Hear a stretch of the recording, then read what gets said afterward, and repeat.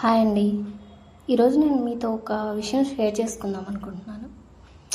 Actually నేను చాలా బాధగా ఉన్నప్పుడు మా నాయనమ్మ నాకు చెప్పింది. బట్ నాకు మనసు అయితే కొంచెం హ్యాపీగా అనిపించింది. మేబీ మీకు కూడా హ్యాపీ అనిపించవచ్చు. సో ఆ స్టోరీ చెప్తాను. ఒకరోజు ఏం చేశాడంటే, ఒక భక్తుడు చాలా బాధతో శివాలయంకి వెళ్ళాడు. ఆయన కళ్ళల్లో చాలా కన్నీళ్ళు, మనసులో భారం, చాలా బాధతో శివయ్యని అడిగాడనమాట.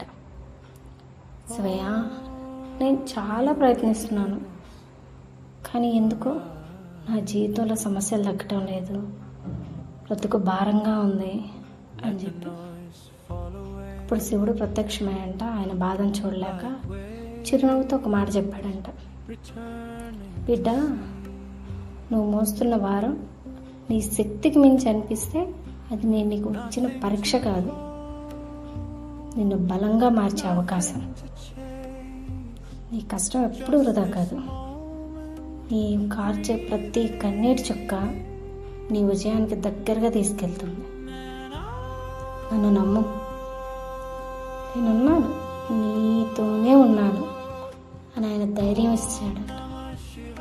ఆ భక్తుడు ఒక్కసారిగా ప్రశాంతంగా మారిపోయాడంట. తెలుసా, ఈ స్టోరీ వినగానే నాకు కూడా చాలా హ్యాపీగా అనిపించింది. నాకు ఉందా శివయ్య కదా అని. ఈ వీడియో మీకు నచ్చినట్టయితే ప్లీజ్ లైక్, షేర్, సబ్స్క్రైబ్.